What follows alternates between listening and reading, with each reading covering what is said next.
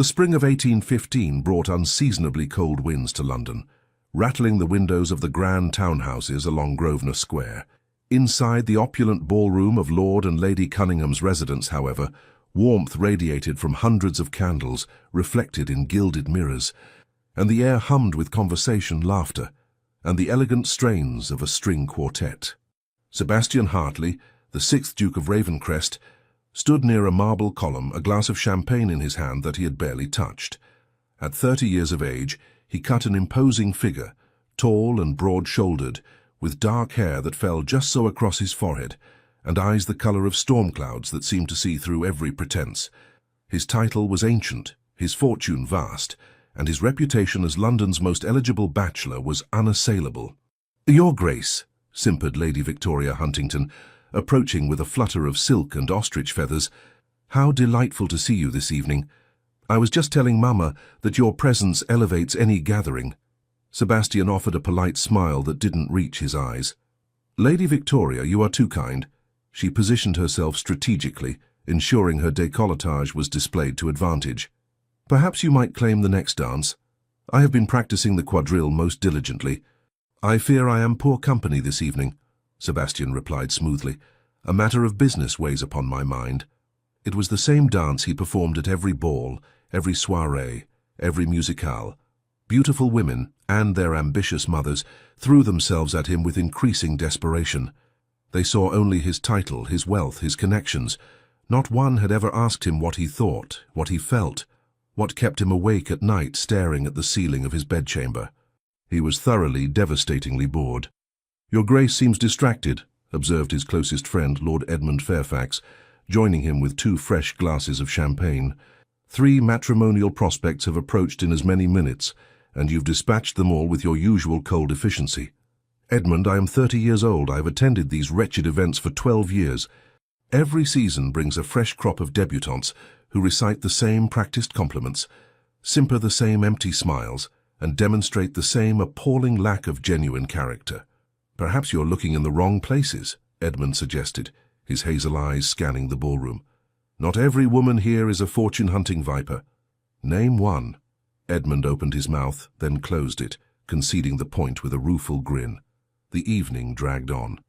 Sebastian danced obligatory waltzes with titled ladies, who breathed practiced sighs against his shoulder.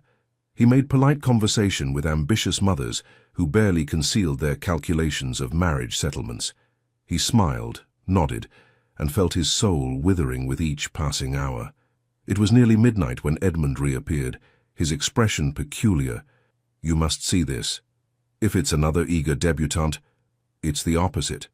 Come." Intrigued despite himself, Sebastian followed his friend through the crowded ballroom to where a small group had gathered near the refreshment tables. The crowd parted naturally as the Duke approached. It always did, and Sebastian found himself looking at a young woman unlike any he had encountered in London's glittering society. She was not a beauty by conventional standards. Her hair, a rich chestnut brown, was styled simply, without the elaborate curls and jeweled combs favored by fashionable ladies. Her gown, while respectable, was clearly from a previous season, the pale green silk showing slight wear at the edges. Her face was pleasant but unremarkable, a straight nose, a determined chin, eyes of clear hazel that regarded the world with unmistakable intelligence and a hint of defiance. What struck Sebastian most forcefully was her posture. While every other woman in the room angled herself to be noticed, to attract, to allure, this woman stood with her shoulders squared and her head high, as though she had no interest whatsoever in being observed. She was listening intently to Lord Cunningham, their host, her expression serious. "Most unfortunate situation," Lord Cunningham was saying. "Your father was a good man, Lady Arabella. His death is a loss to us all." "Thank you, my lord," the young woman replied, her voice clear and steady despite the sadness that flickered across her features. "Papa faced his illness with remarkable courage. His primary concern, even at the end, was for Catherine and myself. The Earl of Willowmere left his affairs in good order, I trust." "He did. Mr. Whitmore has been extraordinarily helpful in managing the estate. Papa appointed him as our guardian and trustee, which has provided us considerable security." She paused, then added with quiet dignity, We are not here seeking charity or advantageous matches, my lord. Catherine wished to experience at least one London season, and I could not deny her that pleasure. We will return to Meadowbrook Hall after the season concludes. Sebastian felt Edmund's elbow in his ribs. That, his friend whispered, is Lady Arabella Sinclair. Her father died 6 months ago. Word is she's managing the estate herself, with guidance from the solicitor.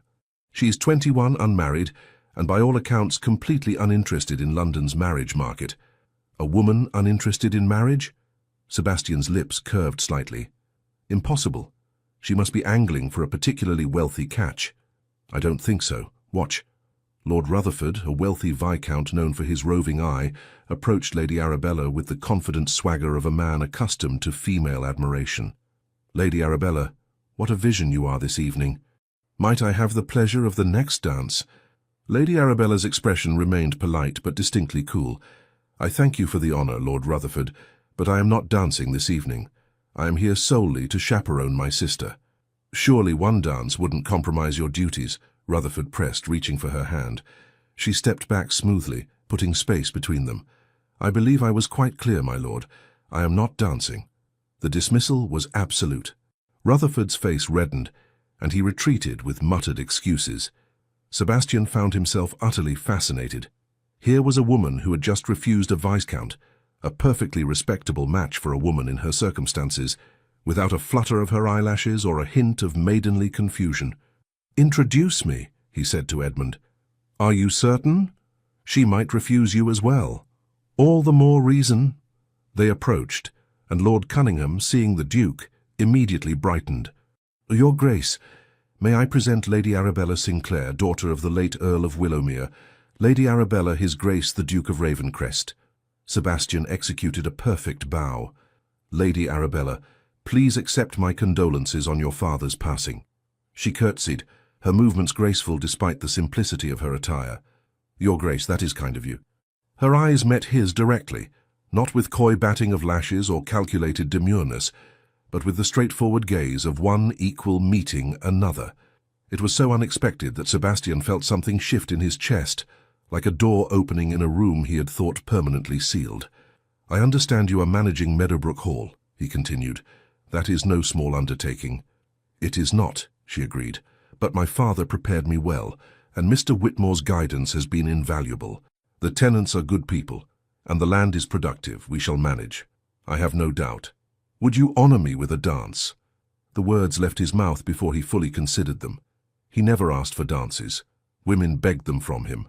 Lady Arabella's expression shifted, a wariness entering her eyes.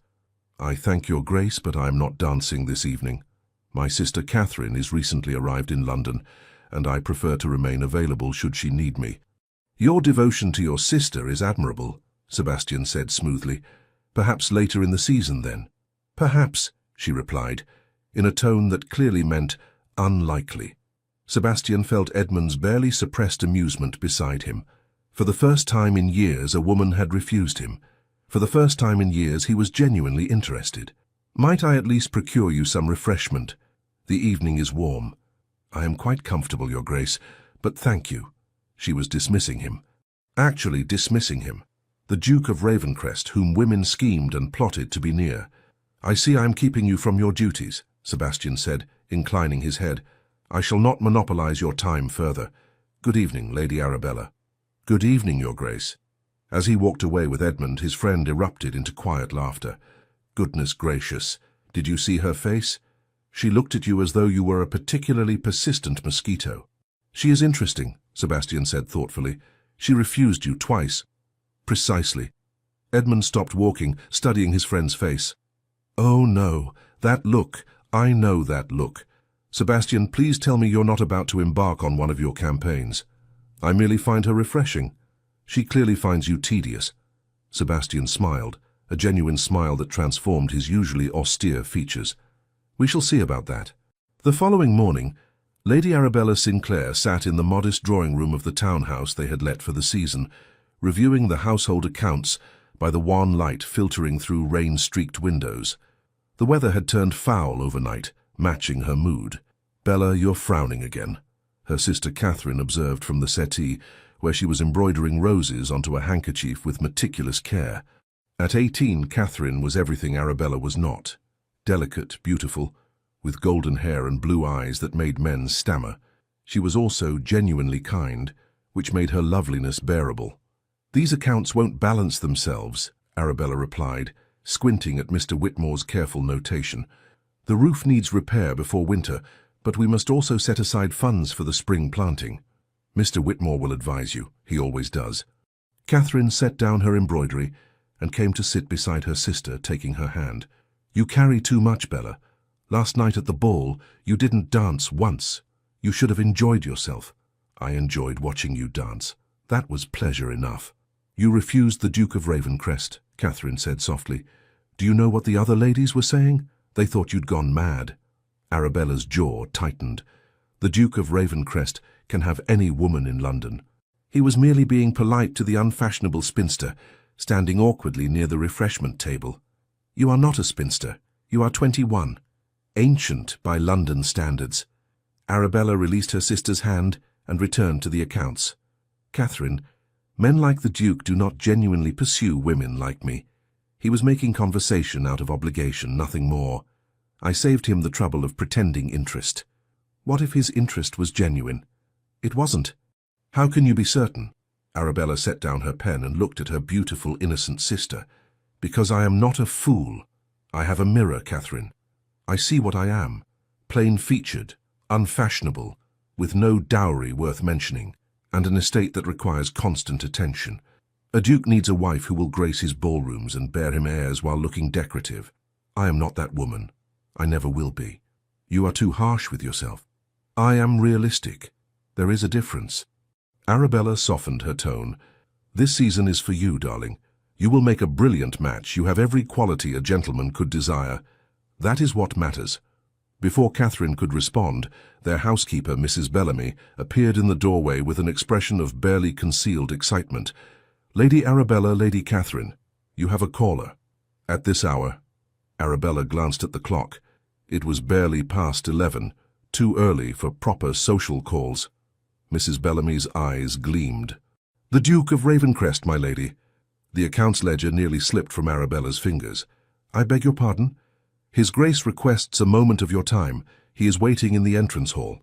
Catherine's face lit up with delight and mischief. "The Duke of Ravencrest here, and you insisted his interest wasn't genuine." Arabella's heart began an uncomfortable hammering. "This is absurd. He must have the wrong address." "Shall I tell him you are not at home?" Mrs. Bellamy asked. Every fibre of Arabella's being wanted to say yes, but refusing a duke without explanation was unforgivably rude, and might create gossip that would harm Catherine's prospects. "No," she said reluctantly.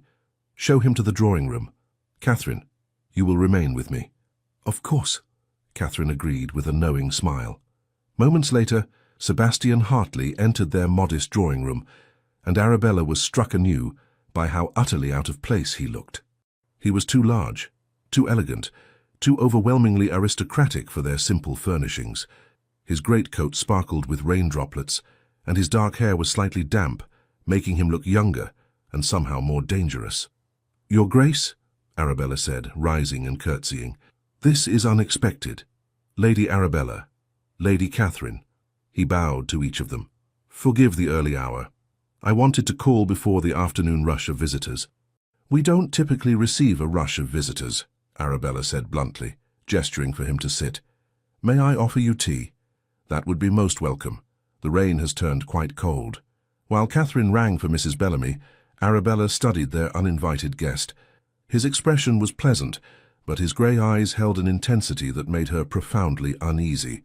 Men like him didn't make social calls on women like her without ulterior motives. "To what do we owe the honour of this visit?" she asked directly.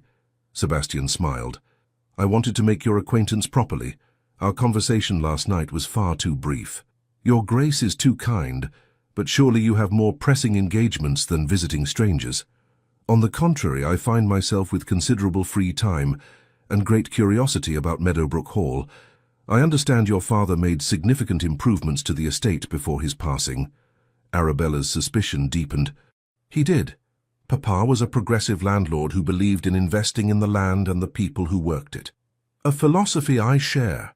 My own estate in Derbyshire has benefited greatly from similar improvements: crop rotation, modernized equipment, fair wages for tenants. Despite herself, Arabella felt a flicker of interest. You involve yourself in estate management. Most gentlemen of your rank leave such matters entirely to their stewards. Most gentlemen of my rank are fools. Sebastian accepted a cup of tea from Catherine with a nod of thanks. A man who doesn't understand how his wealth is generated deserves to lose it. It was exactly the sort of thing her father would have said. Arabella found herself grudgingly impressed, which only increased her wariness. They spoke of farming techniques, tenant relations, and land management, while Catherine sat prettily, smiling and saying little. The Duke's knowledge was genuine, his questions intelligent. He didn't condescend or mansplain, but engaged with her observations as though they came from an equal. It was disconcerting. After half an hour, Sebastian rose to take his leave. I have monopolized enough of your morning.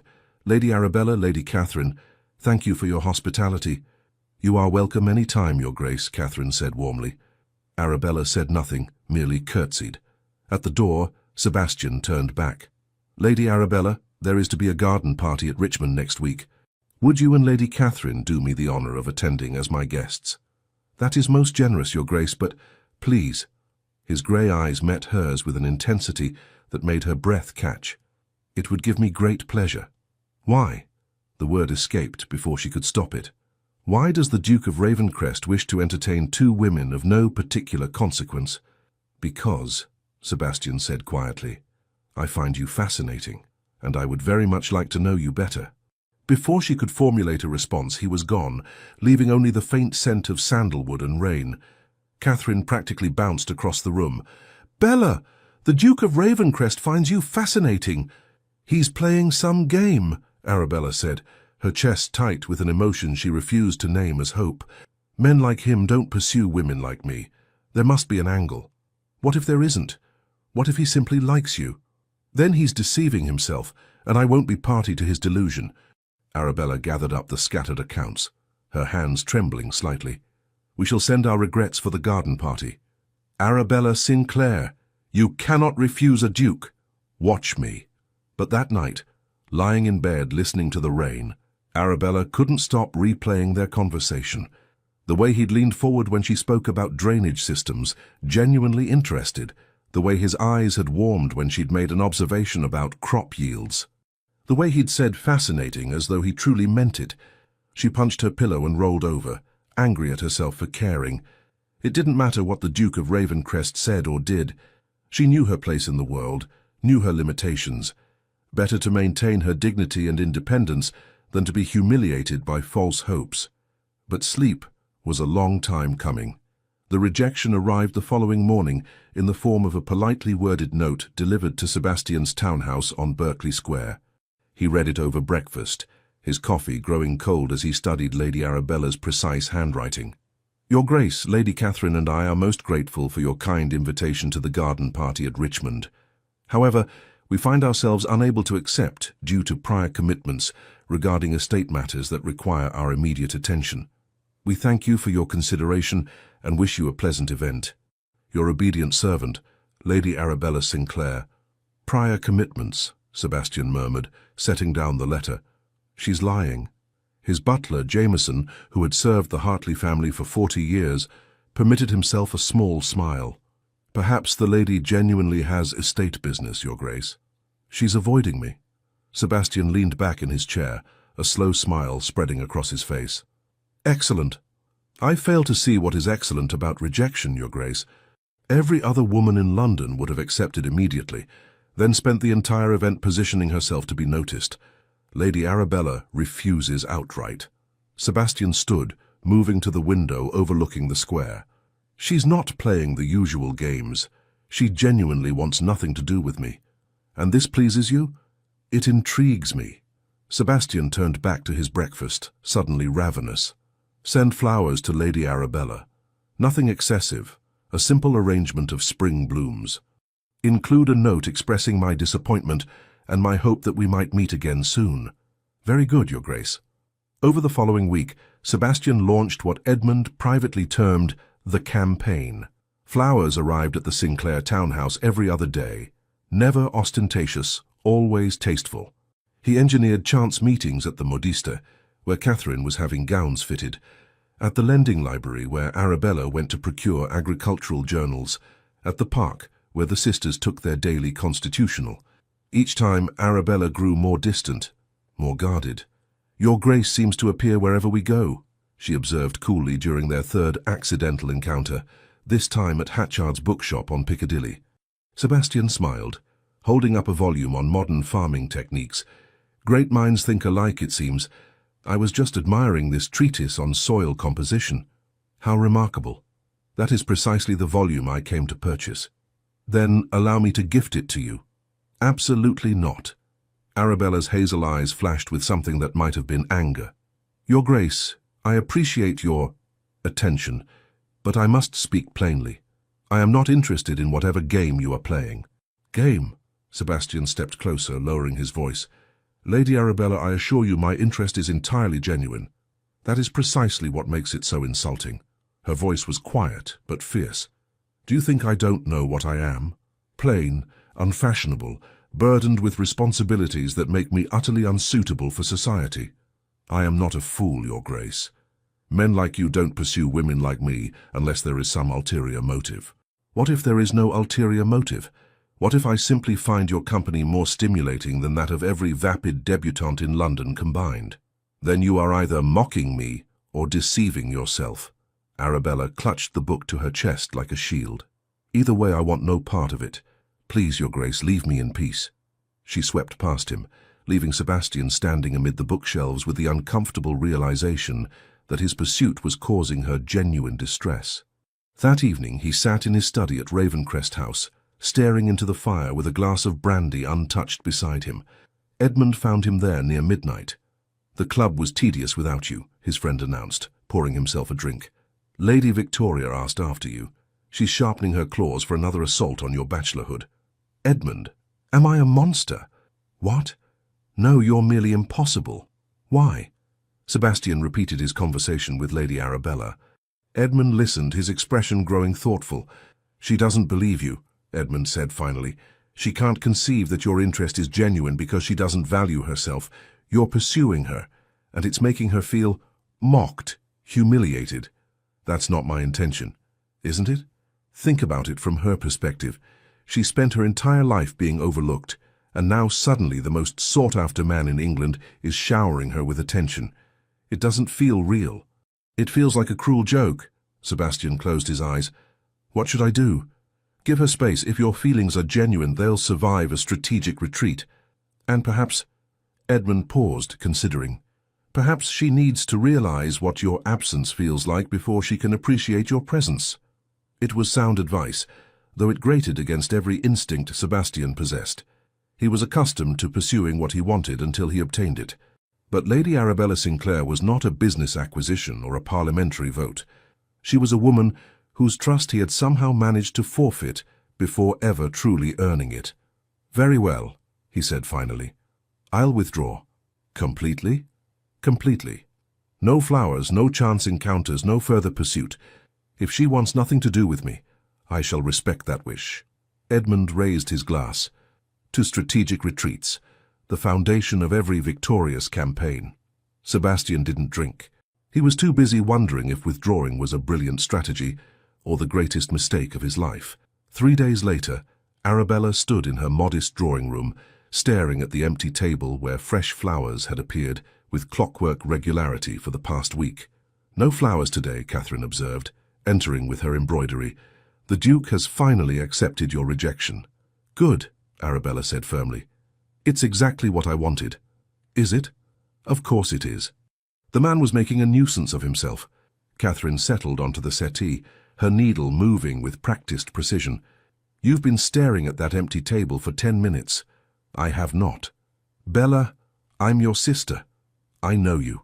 Catherine looked up from her embroidery, her blue eyes knowing. "You miss him. That's absurd.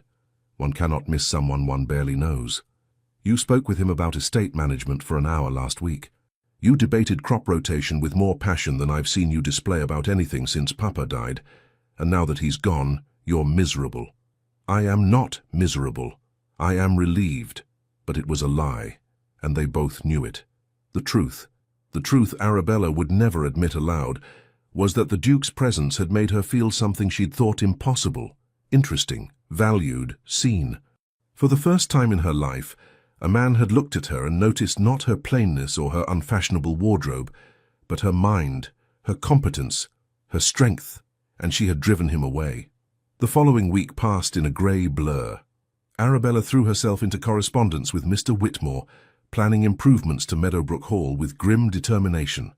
Catherine attended soirees and musicales, returning home with reports of the Duke's activities that Arabella pretended not to care about.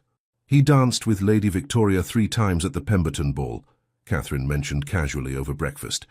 Arabella's marmalade-laden knife clattered against her plate. How nice for them. Lady Helena Worthington says he's finally ready to choose a bride. She thinks it will be Lady Victoria or possibly Lady Eleanor Fitzwilliam. Lady Catherine, unless you wish to discuss the merits of winter wheat versus barley, I suggest you find another topic of conversation. But that night, alone in her chamber, Arabella cried for the first time since her father's funeral. Not because she had lost the Duke, one couldn't lose what one never had, but because for a brief, shining moment, she had allowed herself to imagine a different life, a life where she was the sort of woman a duke might genuinely love. It had been a foolish fantasy, and she was well rid of it. The annual charity auction at Devonshire House was the event of the season, an opportunity for London's elite to demonstrate their philanthropic generosity while displaying their wealth and consequence. Arabella had no intention of attending, but Mr. Whitmore arrived unexpectedly from Meadowbrook Hall with news that required her immediate attention. The Turner property, he explained, settling into her drawing room with his perpetual air of careful competence. Mr. Whitmore was perhaps 50, with thinning grey hair and shrewd eyes that missed nothing. It adjoins Meadowbrook to the east. Old Turner has died, and his heir is selling. If we could purchase it, we could expand the grazing lands significantly. How much? £3,000, more than we have liquid, but I could arrange a loan against next year's harvest. However, he hesitated. There's to be an auction this evening at Devonshire House. Several parcels of land are being sold to benefit the Widows and Orphans Fund. The Turner property is among them. If you attended, you could assess the competition and determine our strategy. Arabella's stomach sank. Mr. Whitmore, I cannot possibly. Lady Arabella, your father trusted me to guide you, and this is my guidance. That land could secure Meadowbrook's future for the next generation. You must at least try. So it was that Arabella found herself that evening in the ballroom of Devonshire House, wearing her best gown. A pale blue silk that Catherine had insisted made her eyes look luminous, and feeling utterly out of place among London's glittering elite. The auction was conducted with great ceremony. Various items and properties were presented, bid upon, and sold amid enthusiastic applause. Arabella stood at the back, her auction paddle clutched in nervous hands, waiting for the Turner property to be announced. And now, ladies and gentlemen, the auctioneer proclaimed, a fine agricultural parcel in Hertfordshire, 120 acres of prime grazing land with a serviceable barn and cottage. We shall start the bidding at £2,000. Arabella raised her paddle, her heart hammering. 2,000! Several other paddles rose. The price climbed quickly. 2,200, 2,500, 2,800. 3,000, Arabella called, reaching her absolute limit. There was a pause. She allowed herself to hope. Then, from across the room, a familiar voice said lazily, 3,500. Arabella's head snapped around. The Duke of Ravencrest stood near the front of the room, his paddle raised, his expression unreadable. Their eyes met across the crowded ballroom, and Arabella felt something hot and furious rise in her chest. He was bidding against her, deliberately sabotaging her attempt to secure her family's future. 3,500 to His Grace, the Duke of Ravencrest, the auctioneer announced. Any advance on 3,500? Going once? Going twice? Arabella's mind raced. She didn't have 3,500, couldn't possibly raise it. The Duke knew that, everyone knew that. He was crushing her bid as casually as one might swat a fly. All her suspicions, all her certainty that his interest had been false, crystallized into righteous rage. "Sold," the auctioneer declared. "To His Grace the Duke of Ravencrest for £3,500. Polite applause rippled through the room. Arabella stood frozen, her entire body trembling with anger and humiliation. Catherine appeared at her elbow. "Bella, what just happened?" "The Duke of Ravencrest," Arabella said through gritted teeth, "has revealed his true character. Come, we're leaving." "But now, Catherine." They were halfway to the exit when Sebastian's voice stopped her. "Lady Arabella, a moment if you please." She turned, and whatever he saw in her face made him take a step back. "How dare you," she said quietly, aware of the curious eyes upon them. "How dare you pretend friendship, pretend interest, and then deliberately sabotage my family's welfare for your own amusement? Lady Arabella, if you would allow me to explain." "Explain what?" "That you bid against me on property you don't need simply to demonstrate your superior wealth and power. That you've been toying with me for weeks, and this is your final joke at my expense." Her voice broke slightly, but she pressed on. "I told you I wanted nothing to do with you. I told you to leave me alone, and this is your response? That is not— I don't want to hear it." Arabella drew herself up to her full height, which barely brought her to his shoulder. "Stay away from me, Your Grace. Stay away from my sister. And if you have any decency whatsoever, stay away from Meadowbrook Hall and anything connected to my family. I want nothing from you. Nothing." She swept past Catherine, hurrying in, leaving Sebastian in the middle of Devon. King realized catastrophically backfired. "You bought the property you intended to gift it to." "Obviously. And you didn't think to perhaps mention that before bidding against her in a public auction." Sebastian stopped pacing. I thought I could buy it and transfer the deed to her anonymously. That way she would have the land, and her pride wouldn't be wounded by accepting charity from me. Instead, she thinks you deliberately sabotaged her." "Yes. Thank you, Edmund. Your grasp of the blindingly obvious is remarkable." Edmund sighed. "What will you do now?" "I'll transfer the deed to her name tomorrow.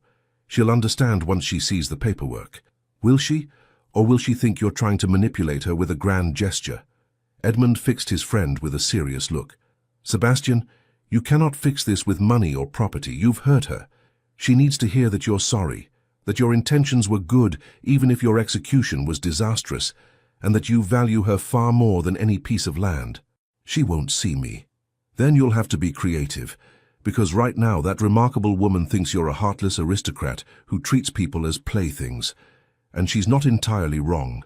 Sebastian sank into his chair, his head in his hands. "I've made a complete disaster of this." "Yes," Edmund agreed, "but it's not irreparable. You care for her. Genuinely care for her in a way I've never seen you care for anyone. Fight for her, Sebastian. But fight smart. Fight with honesty and humility, not grand gestures and strategic maneuvers." After Edmund left, Sebastian sat alone in his study until dawn, staring at the deed to the Turner property and trying to find words that could possibly convey what was in his heart. He had spent weeks pursuing Lady Arabella Sinclair. He had employed every tactic, every strategy, every weapon in his considerable arsenal, and he had lost her.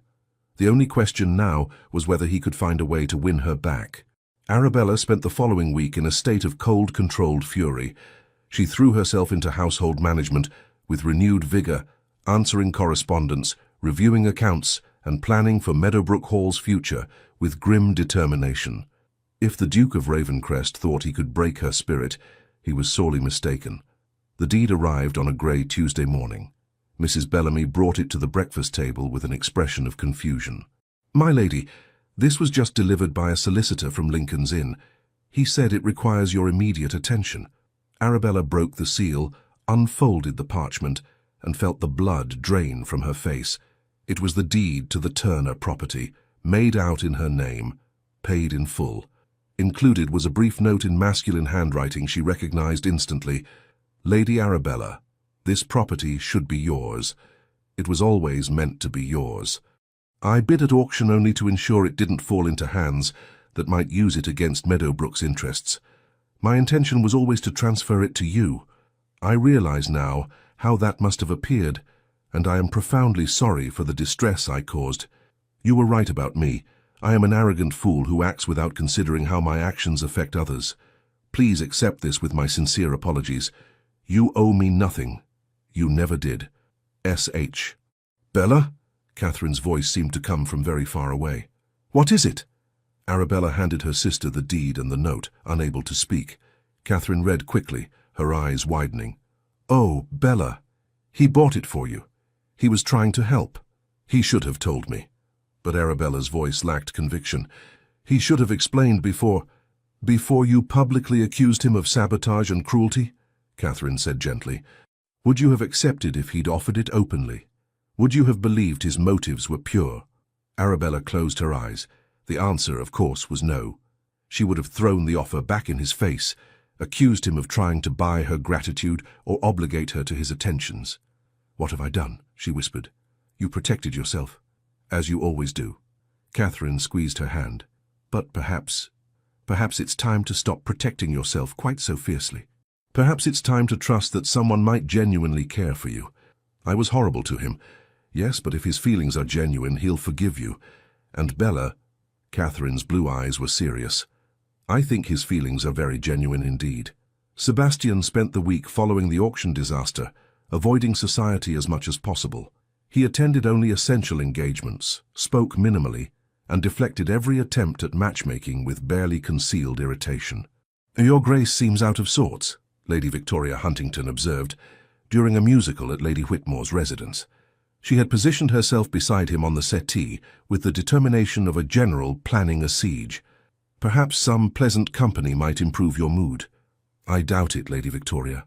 You wound me, Your Grace. She placed her hand on his arm, her fingers trailing suggestively.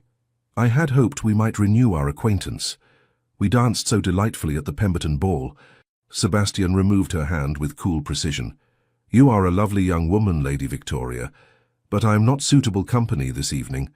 Please excuse me. He escaped to the balcony, breathing in the cool night air and trying to calm the restless energy that had plagued him since the auction. He had done what Edmund suggested, sent the deed with an honest explanation and apology. Lady Arabella had not responded. Not a word, not a line, nothing. He took her silence as his answer. Brooding doesn't suit you, old friend, Edmund said, joining him on the balcony. You look positively Gothic, like a hero from one of those novels ladies read. Lady Arabella hasn't responded to my letter. It's been 4 days. Precisely. 4 days of silence speaks volumes. Edmund leaned against the balustrade, studying Sebastian with concern. What will you do? Respect her wishes. Accept defeat. Move on with my life. Sebastian's jaw tightened. Though I confess the prospect of returning to my previous existence holds remarkably little appeal. Then don't return to it. You've changed, Sebastian. You've discovered you want something more than empty flattery and mercenary matchmaking. That's valuable even if you can't have the specific woman who awakened that desire. Sage advice. I'm riddled with sage advice. It's deeply annoying. Edmund straightened. Come, let's return inside before Lady Victoria sends out a search party. The woman has the persistence of a terrier. They re-entered the drawing room just as Lady Eleanor Fitzwilliam was concluding a pianoforte performance. Polite applause rippled through the assembled guests. Sebastian found himself scanning the room automatically, looking for chestnut hair and hazel eyes, before remembering that Lady Arabella would never attend such an event. Your Grace. Lady Whitmore materialized at his elbow, her smile calculating. How delightful to see you. Might I introduce my niece, Miss Thornbury? She's just arrived from Bath and she's most eager to make your acquaintance. Miss Thornbury, a pretty girl with auburn hair and too much enthusiasm, curtsied so deeply she nearly toppled. Your Grace, what an honor! I've heard so much about you. Sebastian summoned his social mask and made appropriate conversation, all while feeling as though he were watching himself from a great distance. This was his life. This was what he had to look forward to. An endless parade of interchangeable young women who wanted his title, his wealth, his consequence, and cared nothing for the man beneath. He had met one woman who saw him, one woman who challenged him, intrigued him, made him feel truly alive, and he had lost her through his own stupidity. The letter arrived at Ravencrest House the following morning. Jameson brought it to Sebastian's study on a silver salver, his expression carefully neutral. Sebastian's heart stuttered when he saw the handwriting. He dismissed Jameson with a curt nod and broke the seal with hands that weren't entirely steady. Your Grace, I received the deed and your note. I am writing to express my profound gratitude for your generosity and my equally profound mortification at my behavior at Devonshire House. I misjudged you terribly. I allowed my own insecurities and suspicions to blind me to your true character and intentions. You have been nothing but kind, and I repaid that kindness with accusations and scorn. I cannot accept the property. It is far too valuable a gift, and accepting it would place me under an obligation I could never properly repay. However, if you would consider selling it to me at the price I had intended to bid, £3,000, I would be deeply grateful. Mr. Whitmore assures me we can arrange suitable financing. I hope you can forgive my harsh words. You deserved far better treatment than I gave you. Your humble servant, Lady Arabella Sinclair P.S. If you are still willing to tolerate my company after my inexcusable behavior, I would very much like to speak with you. At your convenience, of course. Sebastian read the letter 3 times, his heart lifting with each pass. She was sorry. She wanted to speak with him. There was still hope. He called for his horse and was riding toward the Sinclair townhouse within minutes. Propriety be damned. Arabella was in the modest garden behind the townhouse, attempting to prune roses and mostly making a hash of it, when Mrs. Bellamy announced the Duke's arrival. Already? Arabella looked down at her gardening dress, an old faded thing covered in dirt. I'm not remotely presentable. His Grace says it's urgent, my lady. Arabella's heart began to race. Very well. Show him to the garden. She had barely enough time to remove her gardening gloves before Sebastian strode into the small garden, looking windswept and magnificent in his riding clothes. He stopped when he saw her, his grey eyes intense. Lady Arabella, Your Grace. She curtsied, acutely aware of the dirt on her dress, the perspiration on her brow, the complete absence of fashionable presentation. I apologize for my appearance. I wasn't expecting— You look lovely. His voice was rough. You always look lovely. The compliment, delivered with such fierce sincerity, stole her breath. Thank you. They stood awkwardly for a moment, the garden suddenly feeling very small and very intimate. Your letter, Sebastian said finally. You want to purchase the property? Yes, if you're willing to sell it. I'm not. Arabella's heart sank. I see. Then I must return the deed. I'm not willing to sell it because it's already yours. The deed is made out in your name. The property belongs to you free and clear, with no obligation whatsoever. I cannot accept such a gift. Why not? Because it's too much. Because it would place me in your debt. Sebastian stepped closer, his expression intense. You owe me nothing, Lady Arabella. Not gratitude, not obligation, and certainly not affection. I gave you that property because Meadowbrook needs it, and because you deserve it. That's the beginning and the end of the matter. But why? The question burst from her before she could stop it. Why do you care what happens to Meadowbrook? Why do you care what happens to me? Because He stopped, seeming to struggle with words. Because, from the moment I met you, you have been the most fascinating, infuriating, remarkable woman I've ever encountered. Because you speak your mind and challenge me and see me as a man rather than a title. Because when I'm with you, I feel more alive than I have in years. Arabella stared at him, her heart hammering so hard she thought it might burst from her chest. You cannot mean that. I've never meant anything more in my life. But I'm not beautiful. I'm not accomplished. I'm not anything that a duke should want. Sebastian closed the remaining distance between them, his hands coming up to frame her face with infinite gentleness. You are everything I want. You are everything I never knew I needed. And if you'll permit me, I would very much like to court you properly, with your permission, with no grand gestures or strategic maneuvers, just me trying to prove that I'm worthy of your regard. Tears pricked Arabella's eyes. I'm the one who's unworthy. Then we're both fools.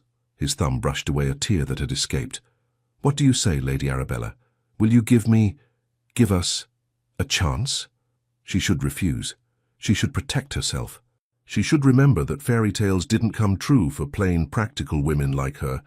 But when she looked into Sebastian's eyes, she saw no deception, no mockery, Only hope, vulnerability, and something that looked remarkably like love.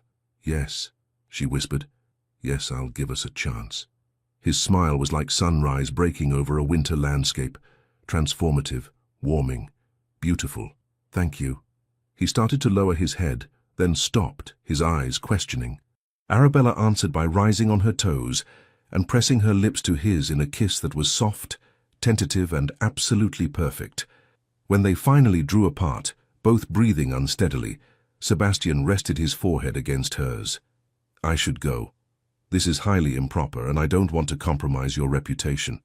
"Probably wise," Arabella agreed, making no move to step away. "I'll call tomorrow. Properly. With flowers and a chaperone and all the correct social niceties." "I'd like that." He kissed her once more, briefly, sweetly, and then forced himself to step back. "Until tomorrow, then. Until tomorrow." Arabella watched him leave, her fingers pressed to her lips, her heart singing with a joy she'd never thought possible. She had taken a chance. She had trusted. And perhaps, just perhaps, she was going to find happiness after all. But London society, as Arabella was about to discover, did not take kindly to interlopers who disrupted the established order. The news that the Duke of Ravencrest was courting Lady Arabella Sinclair spread through the ton like wildfire. Within days, every drawing room buzzed with speculation, gossip, and, in certain quarters, malicious planning. "It's absurd," Lady Victoria Huntington declared at a ladies' tea, her pretty face twisted with spite. "The Duke of Ravencrest courting that dowdy creature. She must have ensnared him through trickery. I heard her father left them practically destitute," Lady Eleanor Fitzwilliam added, stirring her tea with vicious precision. "She's clearly a fortune hunter of the worst sort." Lady Victoria's eyes gleamed with calculation. "Someone should warn His Grace. He's clearly been deceived about her character." "Someone should," Lady Eleanor agreed. "It would be an act of charity, really, saving him from such an unsuitable match." Across the room, Lady Beatrice Wentworth, a sharp-eyed widow in her 30s, watched the exchange with growing unease. She had met Lady Arabella at a literary discussion and found her intelligent, genuine, and utterly without guile. This attack was undeserved. "Perhaps," Lady Beatrice interjected carefully, "His Grace is capable of making his own decisions about whom to court." Lady Victoria turned to her with a smile that didn't reach her eyes. "Of course he is. But men are so easily manipulated by clever women. It's our duty as his friends to ensure he sees the truth." Lady Beatrice said nothing more, but she made a mental note to warn Lady Arabella. The wolves were circling, and they would show no mercy. The warning came in the form of a morning call 2 days later. Lady Beatrice arrived at the Sinclair townhouse unannounced, her expression grave. "Lady Arabella, Lady Catherine, forgive the intrusion. I felt you should be made aware of certain developments." Arabella set down her teacup, a cold feeling settling in her stomach. "What developments?" "There is talk, vicious talk. Lady Victoria Huntington and Lady Eleanor Fitzwilliam are spreading rumors about your character and intentions.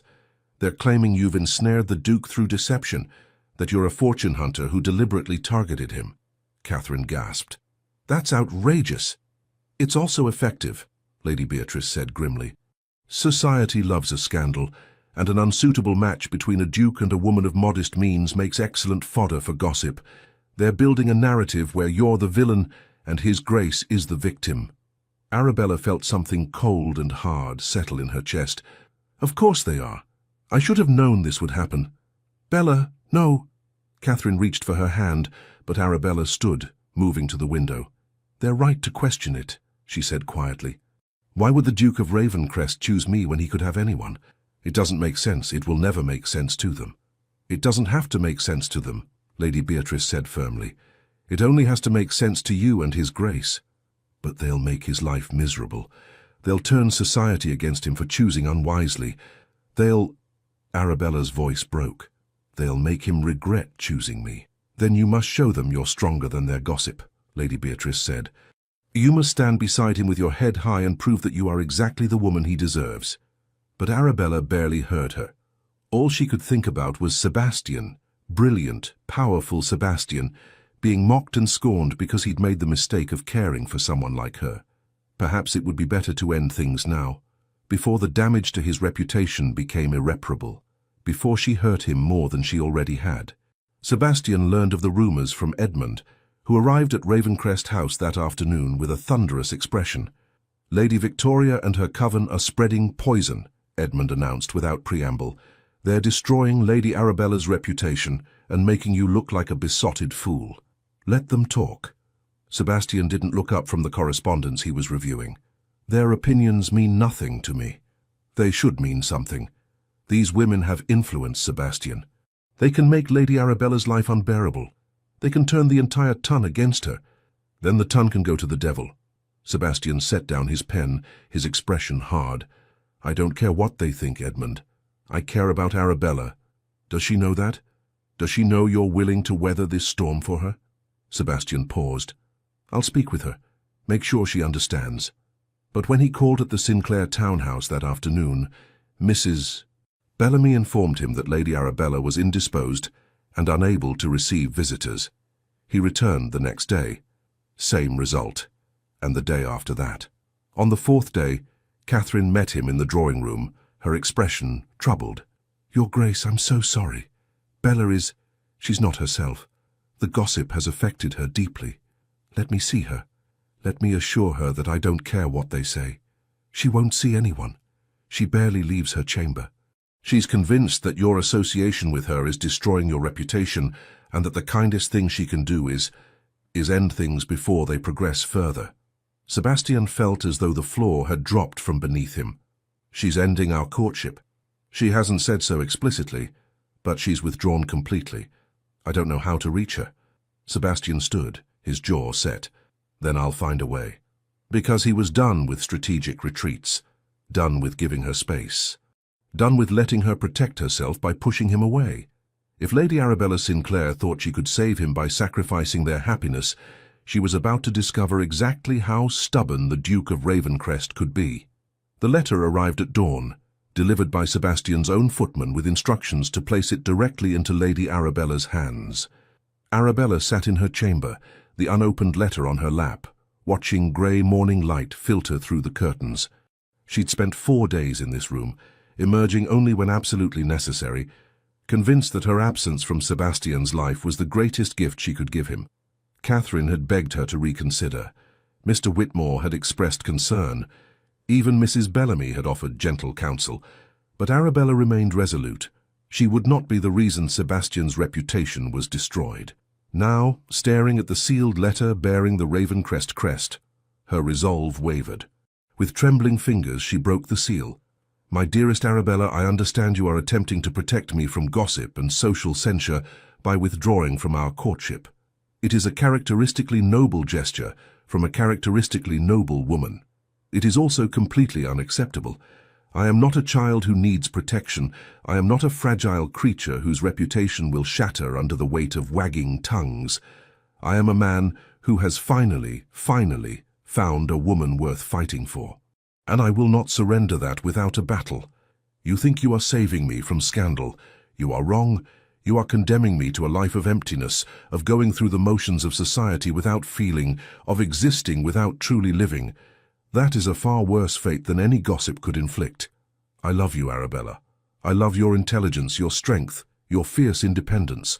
I love the way you challenge me and refuse to be impressed by titles or wealth. I love that you see me, truly see me, in a way no one else ever has. I don't care what Lady Victoria says. I don't care what the ton thinks. I care about you, only you. Tonight there is a ball at Carlton House. I am requesting, no, I am begging, that you attend. Wear your finest gown. Stand beside me. Show London society that we are stronger than their petty cruelty. Fight for us, Arabella, as I am fighting for you. If you do not come, I will understand. I will respect your decision.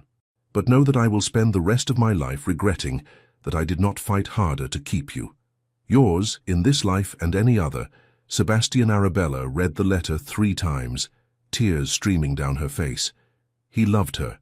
The Duke of Ravencrest loved her. Plain, practical, unfashionable Arabella Sinclair, and he was asking her to be brave. "Catherine," she called, her voice breaking. "Catherine, I need your help." Her sister burst into the room, eyes wide with hope. "Bella, I need a gown. The most beautiful gown we can manage. Arabella stood, wiping her tears, her spine straightening with determination. And I need someone to dress my hair properly. If I'm going to battle, I'm going to look like I belong on the battlefield. Catherine's face split into a radiant smile. Now that's the sister I know. Carlton House blazed with light, its windows glowing like jewels against the night sky. Every member of London's elite society had crowded into the Prince Regent's magnificent residence for what promised to be the event of the season. Sebastian stood near the entrance to the ballroom, his evening clothes immaculate, his expression carefully controlled. Edmund hovered nearby, watching his friend with concern. "She may not come," Edmund said quietly. "I know. If she doesn't, what will you do?" Sebastian's jaw tightened. "Fight harder." Lady Victoria Huntington swept past in a confection of pink silk and diamonds, deliberately positioning herself in Sebastian's line of sight. "Your Grace, how magnificent you look this evening. I do hope you'll save me a waltz." "I'm afraid all my dances are spoken for, Lady Victoria." Her eyes narrowed. "Oh? By whom?" "By the only woman whose company I desire." Lady Eleanor Fitzwilliam joined them, her smile sharp as a blade. "How romantic, Your Grace. Though I did hear that the object of your affection has been somewhat elusive lately. Perhaps she's realized the unsuitability of the match." "Perhaps," Sebastian said coldly. "She's been recovering from the vicious attacks on her character by women whose jealousy has stripped them of all decency and grace." Lady Eleanor's face flushed red. "Your Grace, You merely engaged in malicious gossip designed to destroy an innocent woman's reputation. I know exactly what you did, Lady Eleanor, and I find it contemptible." The women retreated, whispering furiously between themselves. Edmund grinned. "Well, that bridge is thoroughly burned. Good riddance." The clock struck 9, then past. Sebastian's hands clenched at his sides. She wasn't coming. She had decided that protecting him was more important than fighting for them. He would call on her tomorrow, force her to hear him, make her understand that he could not give up on what they had found together.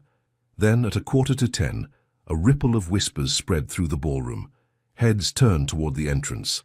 Sebastian's heart stopped. Arabella stood at the top of the grand staircase, and she was magnificent. Catherine had worked a miracle. Arabella's chestnut hair was dressed in an elegant style that framed her face beautifully. Her gown, a deep sapphire silk that brought out the gold in her hazel eyes, was simple but exquisitely cut, emphasizing her figure without the excessive ornamentation favored by fashionable ladies. She wore no jewelry except her mother's pearl earrings. She didn't look like a typical London beauty. She looked better. She looked real, strong, genuine, like a woman who knew her own worth and dared the world to challenge it. Their eyes met across the crowded ballroom, and Sebastian felt his entire world narrow to that single point of connection. He began walking toward her, the crowd parting before him. Whispers followed in his wake, scandalized, curious, gleeful. He ignored them all. When he reached the foot of the stairs, he looked up at her and smiled. "You came. You asked me to fight." Her voice was steady despite the tremor in her hands. "I'm here to fight." Sebastian ascended the stairs and offered his hand. "Then let's give them something to talk about." Arabella placed her hand in his, and together they descended into the ballroom. Every eye was upon them.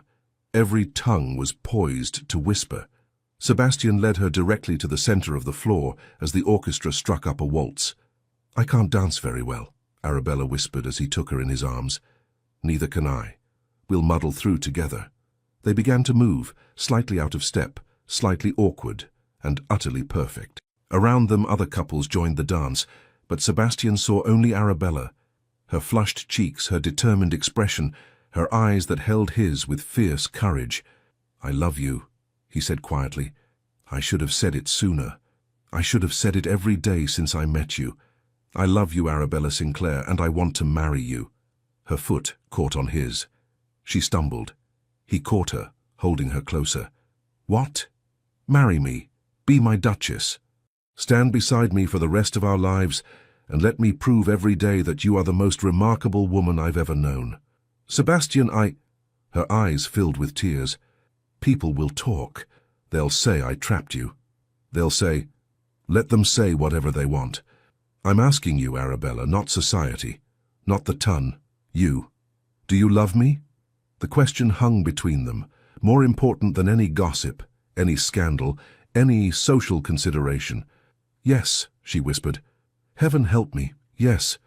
I love you so much it terrifies me. Then marry me. Be terrified with me, build a life with me. Give me children who have your intelligence and courage. Grow old with me at Meadowbrook Hall and Ravencrest Manor. Say yes. Arabella looked into his eyes, those storm-grey eyes that saw her, truly saw her, in a way no one else ever had, and made her choice. Yes, she said clearly, loudly enough that nearby couples could hear. Yes, Sebastian Hartley. I will marry you. The ballroom erupted. Gasps, whispers, and exclamations rippled through the crowd like a wave. Sebastian pulled Arabella closer and kissed her, right there in the middle of Carlton House Ballroom, in full view of London society. When they finally broke apart, breathless and grinning like fools, Edmund was applauding loudly. Lady Beatrice Wentworth was smiling with genuine warmth. Even the Prince Regent, watching from his dais, raised his glass in salute. Lady Victoria and Lady Eleanor stood frozen, their faces masks of shock and fury. Sebastian turned to address the assembled crowd, his arm around Arabella's waist. Ladies and gentlemen, may I present my betrothed, Lady Arabella Sinclair, who has done me the extraordinary honor of agreeing to become my wife. More whispers, some disapproving, some delighted. Sebastian didn't care about any of them. He only cared about the woman beside him, whose hand gripped his with fierce determination, whose head was held high despite the scrutiny, whose love had transformed his entire world. The engagement was formally announced in the Times the following morning. Reactions were mixed. Some approved, some disapproved, but everyone had an opinion. The wedding was set for 6 weeks hence, to take place at the chapel at Ravencrest Manor. Arabella insisted on a relatively small ceremony, despite Sebastian's willingness to stage a grand society wedding. I don't need to prove anything to them, she told him during one of their properly chaperoned afternoon visits. I only need to marry you. Those 6 weeks passed in a blur of activity.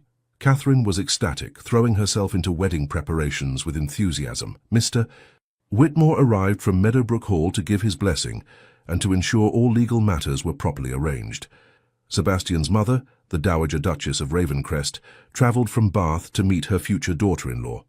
So you're the woman who finally captured my impossible son, the Dowager said, studying Arabella with shrewd blue eyes. She was an elegant woman in her 50s, with silver hair and an expression of perpetual amusement. I didn't capture him, Your Grace, Arabella replied honestly. I tried very hard to avoid him, actually. The Dowager laughed, a genuine sound of delight. Oh, I like you. Sebastian, you've chosen well. She has spine. I know, Sebastian said, smiling at Arabella, with such open affection that the Dowager's eyes softened. You love each other, she observed. Truly love each other. That's rare in our world. Guard it carefully. Lady Victoria made one final attempt to sabotage the wedding. 2 weeks before the ceremony, she spread a rumor that Arabella had been secretly engaged to another man, a tenant farmer at Meadowbrook, and had broken the engagement only when the Duke showed interest. The rumor was thoroughly debunked when Mr. Whitmore produced documentation showing that no such engagement had ever existed, and publicly challenged Lady Victoria to provide evidence for her claims. She could not. I should call her out, Sebastian growled when he heard about the incident. You will do no such thing, Arabella said firmly. She's desperate and pathetic. The best revenge is our happiness. When did you become so wise? When I decided to trust you. She reached up to cup his face. You've taught me that love isn't about being perfect. It's about being brave enough to be imperfect together. He kissed her palm. I love you. I love you too. Even when you're being a dramatic, overprotective duke. Especially then, I hope. Especially then. The wedding day dawned clear and bright, with autumn sunlight turning the grounds of Ravencrest Manor into a tapestry of gold and crimson.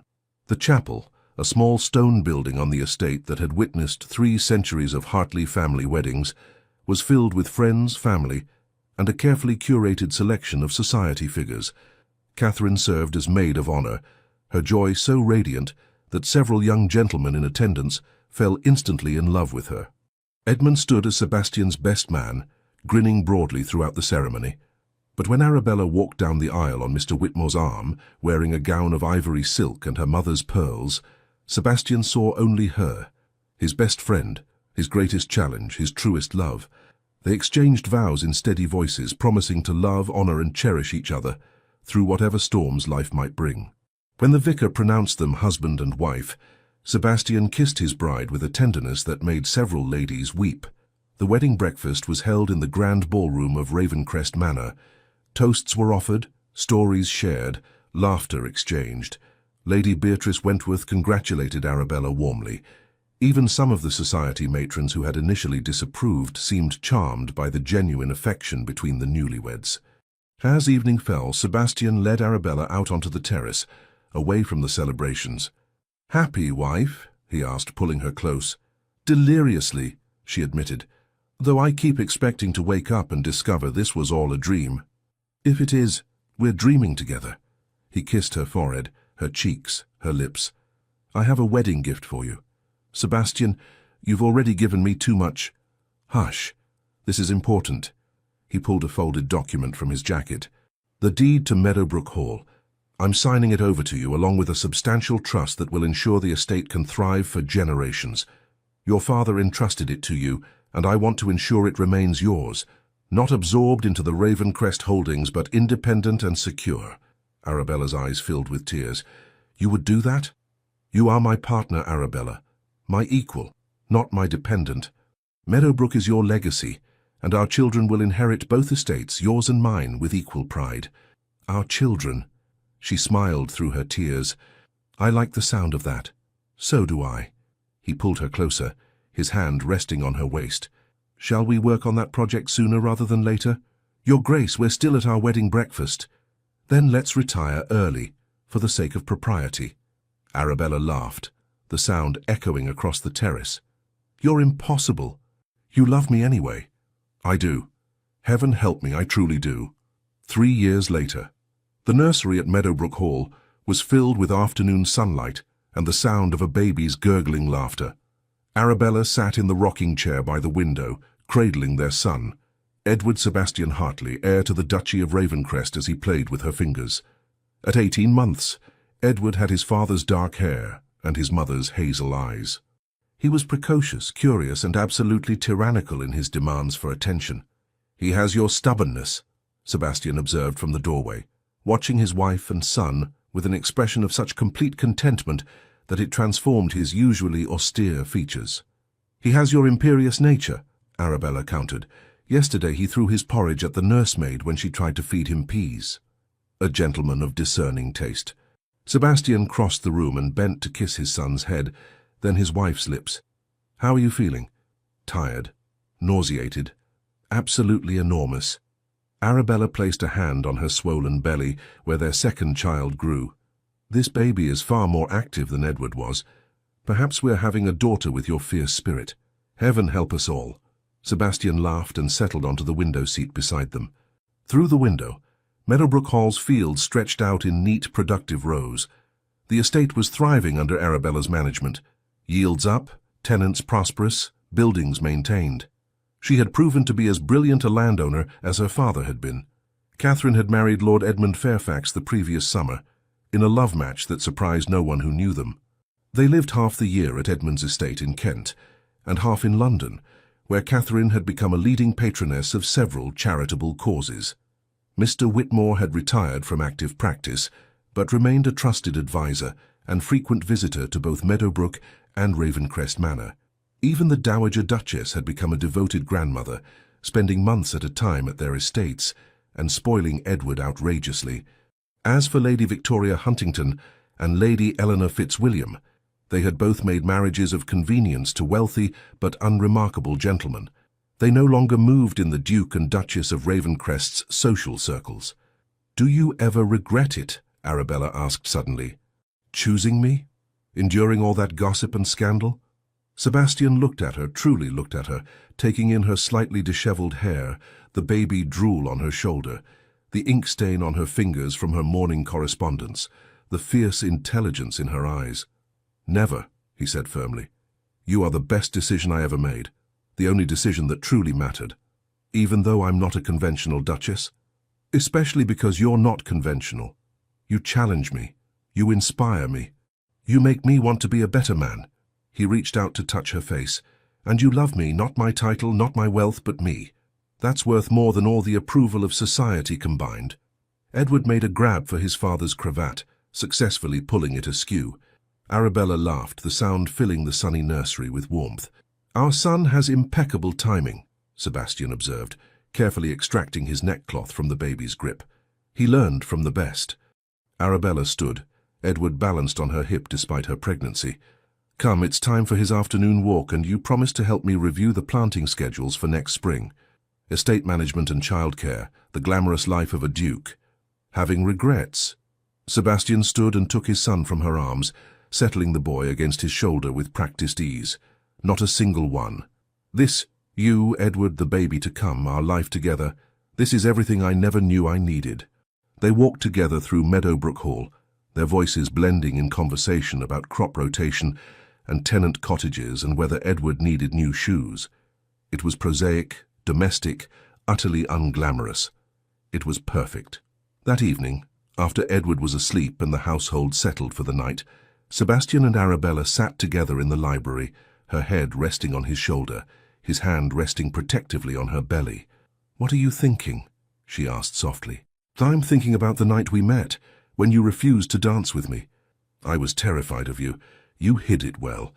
You looked at me as though I were an annoyance to be endured. You were an annoyance, a devastatingly handsome, persistently charming annoyance." Sebastian chuckled. "If I could go back to that night knowing everything that would come after, the gossip, the scandal, the battles we'd have to fight, I'd do it all again in a heartbeat." "So would I." Arabella lifted her head to look at him. "I was so convinced that love couldn't possibly come for someone like me, that I wasn't worthy of it. And now? Now I know that love isn't about worth. It's about courage. The courage to trust. The courage to be vulnerable. The courage to believe that happiness is possible, even when every logical part of your brain says otherwise." "When did you become so wise?" Sebastian asked, echoing his question from years earlier. Arabella smiled, the same smile she'd given him then. "When I decided to trust you." He kissed her, soft, sweet, filled with the promise of years yet to come, years of laughter and arguments, of children and grandchildren, of managing estates and navigating society, of growing old together at Meadowbrook and Ravencrest. Years of love. Outside, autumn stars glittered over the English countryside. Inside Meadowbrook Hall, the Duke and Duchess of Ravencrest sat together in comfortable silence, their future stretching before them like an open road. Arabella had been wrong about so many things. Wrong about her unworthiness. Wrong about love passing her by. Wrong about fairy tales being only for beautiful, fashionable women. Love had come for her after all, not because she was perfect, but because she'd been brave enough to believe she deserved it. And that, she thought as Sebastian's arms tightened around her, made all the difference. The end. Thank you for staying with us until the end of this story. We hope it touched your heart as deeply as it touched ours while creating it. If you enjoyed this romantic journey, please subscribe to our channel, leave a like, share it with someone who loves a good love story, and leave us a comment. We read them all with great joy. Your support truly keeps us going, from the bottom of our hearts, and inspires us to continue telling stories full of love, redemption, and unforgettable twists. At the end of this video, another story suggestion will appear. Click it and let yourself be surprised by another beautiful tale of love and courage. Thank you for being here. The Legends of the Fall Team.